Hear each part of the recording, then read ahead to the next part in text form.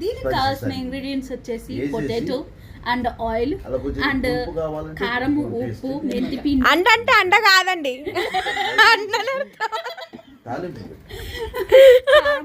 మెంతి పిండి, ఇంకా పోపు గింజలు అన్ని మీ ఇష్టం అండి, ఏదంటే కావాలచ్చు.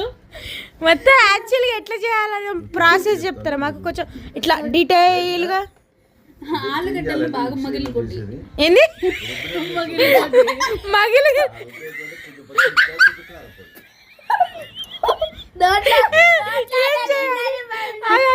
ఏం చేయాలి? సిమ్లా మిర్చి చట్నీ చేస్తారట. నెక్స్ట్ వీడియోలో మనము పెడదాము. ఏంది సిమ్లా మిర్చి చట్నీ? कितनी प्रभाती लोग हैं हमारे देश में, कितनी